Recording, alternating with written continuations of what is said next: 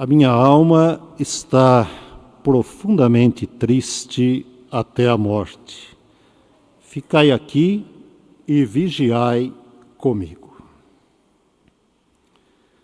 Tristezas, quem não as tem?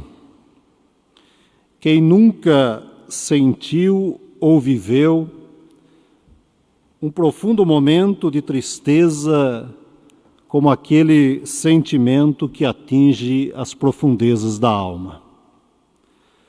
Quais acontecimentos deixaram você em uma profunda tristeza durante a semana que ontem encerramos? Doença, separação, decepção, desemprego, luto, sentimentos depressivos e ansiosos gerados por uma profunda tristeza? Enfim, em algum momento somos colocados nessa grande lista de sentimentos ruins que geram em nós um profundo sentimento de tristeza.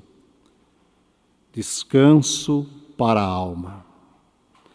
Este é o tema central das nossas mensagens durante todo o mês de agosto, tema este que encerramos na manhã de hoje.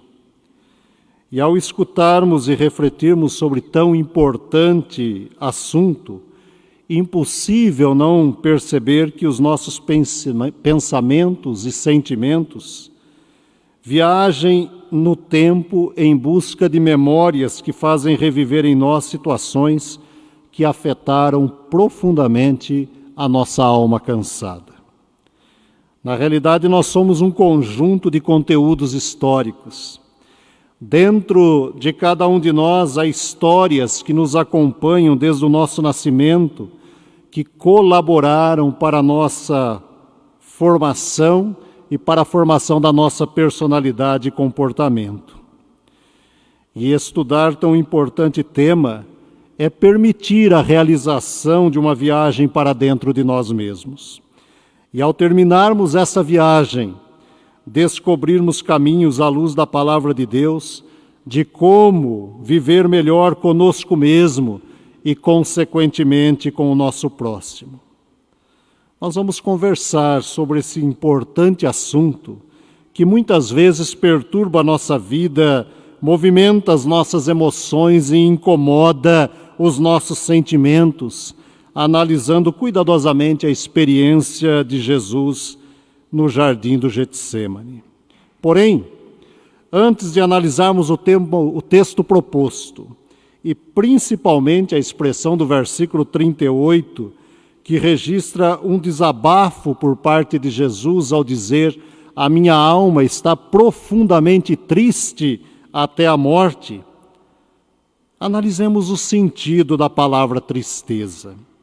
Nós carecemos entender com mais profundidade o sentido dessa principal palavra do texto lido.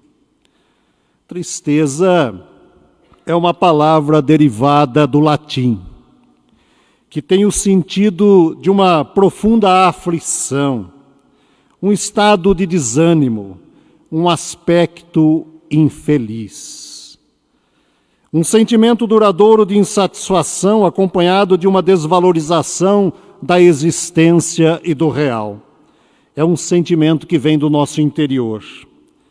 Cabe ressaltar que toda tristeza brota de algo ruim presente em nossa vida em consequência das mais diversas situações, como, por exemplo, as citadas acima. Há tristezas que passam rapidamente, quando rapidamente nos libertamos de certos problemas. Porém, há tristezas que se alojam em nossas entranhas, procurando fazer do nosso corpo verdadeira habitação, gerando sentimentos de ansiedade e depressão.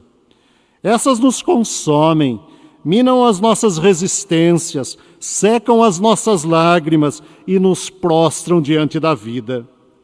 O texto desta manhã é um convite à compreensão das nossas próprias resistências em oração à luz da vontade de Deus. Diante disso, quando olhamos para o texto, descobrimos que o Mestre enfrentava o pior momento da sua vida. Caminhava para o Calvário, consciente da impossibilidade de evitá-lo. Contudo, decide orar, conversar com o Pai, com quem sempre conversava sobre tudo, buscando no Pai o consolo necessário para tão terrível momento. Ao se dirigir àquele jardim com os 11, decide levar consigo os 3 discípulos, que lhe são mais chegados, tão somente com o propósito de orar. Pedro, Tiago e João presenciaram o resplendor do Mestre no Monte da Transfiguração e agora testemunhavam o pavor do Mestre diante da morte que se aproximava. Precisamos destacar aqui que o ato de prostrar o rosto em terra era uma forma de demonstrar reverência e submissão à vontade de Deus. Era uma atitude de humildade que procurava expressar a total dependência do Deus soberano. Porém, há 2 momentos enfrentados por Jesus em toda essa história que lemos, que desejamos destacar. E o primeiro momento é exatamente a realidade de Jesus através do seu lado humano, o lado humano de Jesus. O Mestre viveu durante 33 anos entre seus parentes, amigos e conhecidos, mas nunca havia passado por uma situação como essa. Realizou milagres, ensinou e pregou os valores do reino, foi ameaçado pelas autoridades, porém nunca havia sido confrontado com a realidade da morte. Pelo contrário, sempre falou sobre o valor da vida, curando e ressuscitando, atos esses praticados com pura demonstração de amor e de cuidado pelas pessoas. Porém, percebe que está num caminho sem volta. Sua única forma de consolo é a oração. Toda a sua humanidade vem à tona. Carne e ossos começam a dialogar sobre a possibilidade da morte. Há uma luta interior, revelando o seu lado frágil e necessitado de companhia amiga e de conforto em meio a tão grande tristeza. Sente-se totalmente exposto àquilo que chamamos de os aguilhões da morte. Experimenta na própria carne aquilo que podemos chamar aqui também de uma verdadeira tristeza de morte, uma verdadeira tristeza em sua alma. Sua tristeza cresce em seu interior, domina todo o seu ser, destruindo a sua alegria. Uma outra tradução do versículo 38 diz o seguinte: minha alma está triste ao ponto de morrer. Minha alma está triste ao ponto de morrer. Ou seja, o Mestre sentia-se consumido por dentro, algo que sufocava o seu interior, eliminando as suas forças. Que cenas podemos imaginar passaram pelo olhar e o pensamento de Jesus enquanto orava? Solidão, medo, abandono, negação, traição, violência, mentiras, morte. Ao revelar a sua humanidade, demonstrando o real sentido da sua encarnação, o Mestre se solidariza com o sofrimento humano diante das nossas fraquezas e limitações. Contudo, se o primeiro aspecto se refere ao lado humano de Jesus, o segundo se refere à negligência dos amigos. Por vários momentos, Jesus vive a intensidade da amizade. Mas aqui, por vários momentos também, Jesus não foi protegido, cuidado e reconhecido por aqueles que ele considerava amigos. Foram vários os momentos de fraqueza e decepção. O próprio versículo 38 que lemos e destacamos traz o sentido não apenas do desejo de companhia, mas do sofrer em conjunto. Vigiai comigo. Ele havia escutado do próprio Pedro. Pedro havia assegurado que o acompanharia até a morte, e todos os outros disseram a mesma coisa. É isso que encontramos no versículo 35, que não lemos. Disse-lhe Pedro: ainda que me seja necessário morrer contigo, de modo nenhum te negarei. E todos os discípulos disseram o mesmo. Versículo 35. Entretanto, na sua tristeza, procura os seus amigos. Na sua tristeza, percebe que não tem amigos fiéis, nem para a oração. Tudo isso diante de apenas um pedido: permaneçam e vigiem comigo. Ao tentar contar com a ajuda e companhia de amigos, sua decepção aumenta, pois nem por uma hora conseguem orar com ele. Descobre que está totalmente só frente à realidade da morte. Para o Mestre, é um tempo de profunda solidão. A oração de Jesus é a oração de um homem abatido, prostrado por terra, que experimenta a sua impotência diante de um acontecimento inevitável. Ele mesmo havia ensinado que tudo é possível ao que crê, e de repente se vê diante de algo inevitável, experimentando o silêncio do próprio Pai. E diante do silêncio do Pai, busca a solidariedade dos amigos mais íntimos, mas encontra-os dormindo. Não entende a gravidade do momento e demonstram total falta de solidariedade. Observaram a angústia de Jesus, escutaram sua confissão de profunda tristeza, mas não se comoveram com tal situação. Os discípulos não conseguiram colocar em prática o que foi requisitado no versículo 38, vigiai comigo. Nesse contexto, vigiar significa estar no discipulado, não abandonar a cruz, é o tomar parte do sofrimento do Mestre, é o ir com ele até a cruz, conforme prometido, sentindo a sua dor, absorvendo a sua angústia em total solidariedade e gratidão. Dormir significa, em termos coloquiais, deixar Jesus abandonando a própria sorte na hora da dor. Diante de tão triste situação, percebe-se que o Calvário é só dele e que ninguém quer acompanhá-lo nessa caminhada. Até ali, tudo era muito bom: amizades, curas, milagres, mesa farta, festas e comunhão. Agora a mesa ficara vazia e nada de amigos por perto, pois o sono é mais forte. Aquele que só havia feito o bem, com multidões o seguindo, agora se vê totalmente só. O lado humano e a fraqueza dos discípulos. Dois momentos marcantes neste texto, entre vários propostos dentro do próprio texto lido. Mas estes nos bastam para refletirmos profundamente sobre os possíveis momentos de tristeza que muitas vezes invadem a nossa alma.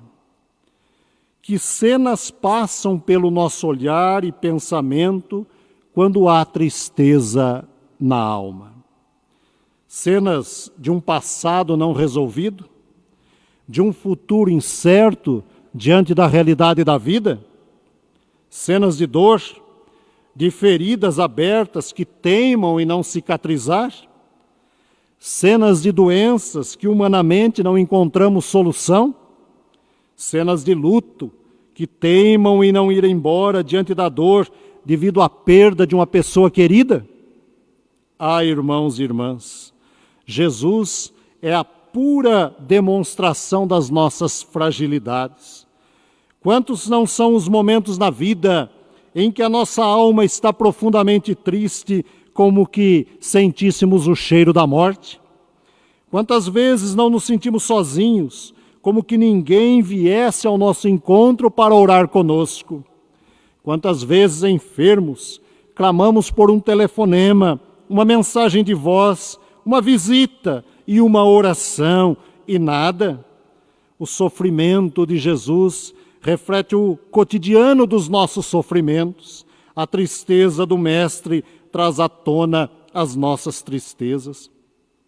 Somos tomados por uma profunda tristeza na alma quando a enfermidade se instala em nosso corpo e teima em habitar.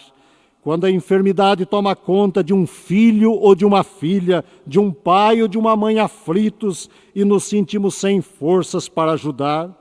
Quando o luto corta a nossa alma com aquela dor insuportável e perguntas inevitáveis invadem o nosso pensamento com tantos porquês.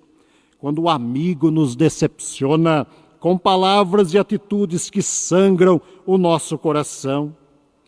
Quando irmãos e irmãs da comunidade, pessoas que tomam lugar conosco à mesa do Senhor, agem de forma carnal, com palavras e atitudes que envergonham o Evangelho do Mestre Jesus. Quando nos sentimos rejeitados devido ao nosso jeito de ser e de viver, quais são os motivos que entristecem a nossa alma? Quais são os motivos que hoje entristecem a tua alma? A dor e a solidão vividas pelo próprio Filho de Deus revelam nossos momentos de lutas, quando clamamos pelo consolo eterno. Aliás, uma das marcas de que a tristeza da alma deixa em nossos corpos é a marca da solidão. A tristeza nos isola, nos afasta das pessoas que amamos, nos convida a viver sozinhos, e isso vai consumindo por dentro como um veneno invisível. Rolomei, um dos grandes nomes da psicologia do século passado, definiu a solidão em pleno século XX como sendo a emoção oficial da nossa época. Penso que nada mudou sobre a tese do autor propriamente dito, a não ser o aumento proporcional desta solidão. Vivemos em uma sociedade em que as pessoas estão com os nervos à flor da pele e muitas vezes correndo atrás do vento. Somos atacados pelo estresse, por momentos depressivos, fadiga, cansaços aos quais não conseguimos nominar. Somos dominados pelo medo e pela ansiedade que tomam conta do nosso coração. Essas são marcas do ser humano moderno. Importante destacar que no original grego a palavra ansiedade traz a ideia de estrangulamento, algo que asfixia, nos impedindo de respirar com naturalidade e alegria, pois a ansiedade mina totalmente as nossas forças. Quantas são as pessoas com a alma triste devido cultivarem uma vida ansiosa, em virtude de dependências do passado, carregam fardos pesados em virtude de feridas abertas. São pessoas totalmente solitárias, pois quando se está só, a tristeza se torna a única companheira inseparável. Críticas, mágoas, abandono, culpa, tristeza, frustração, raiva e todos os sentimentos negativos que acumulamos geram comportamentos sabotadores em vários aspectos da nossa vida. Sabotam a nossa vida profissional, sabotam os nossos relacionamentos, nossa saúde física, mas também prejudicam o nosso crescimento espiritual. O consolo que extraímos de toda essa história vem do próprio Jesus, que humildemente submeteu-se em oração à vontade de Deus.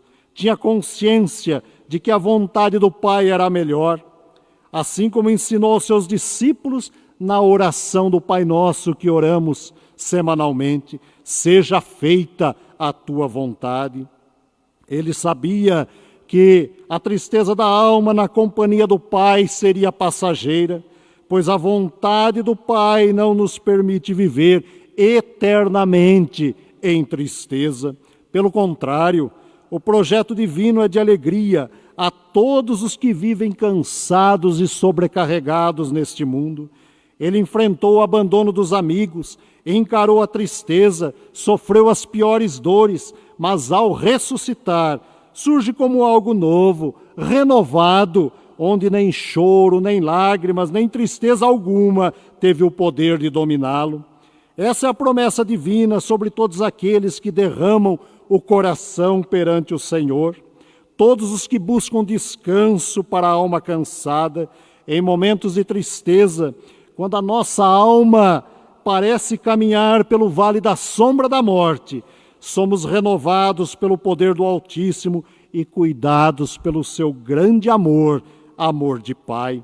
É exatamente aí que começamos a entender a profundidade e o sentido do verdadeiro quebrantamento divino em nossas vidas. Jesus assim o experimentou, deixou-se ser quebrantado pelo próprio Pai, pois estar quebrantado é compreender o rompimento da nossa vontade e total rendição à vontade de Deus. É o renunciar à autoconfiança e à nossa própria independência. É o amolecimento do solo do nosso coração, para o qual a palavra de Deus possa penetrar e criar raízes profundas. É daí também que surge a exclamação do salmista: perto está o Senhor dos que têm coração quebrantado e salva os contritos de espírito. Só Deus tem o poder sobre a vida. Ele é quem faz ressuscitar em nós a esperança de um novo dia, um novo tempo, uma nova realidade. Morrem-se as tristezas de que as coisas não darão certo, ressuscitando em nós o amanhecer de um novo dia. Diante do agir do Criador, muitas vezes não compreendemos no momento exato o que Deus quer nos ensinar e qual é a sua vontade, porém cremos ser sempre a melhor. Nem sempre é do jeito que pedimos, mas ela chega de maneira perfeita, de maneira completa, preparada pelas bondosas mãos divinas. Querido irmão, querida irmã, Deus está mais perto de você do que possa imaginar. Deus está exatamente onde ninguém espera, onde nossa mente não consegue alcançar. Lá está Deus, atento às nossas tristezas que consomem a nossa alma cansada.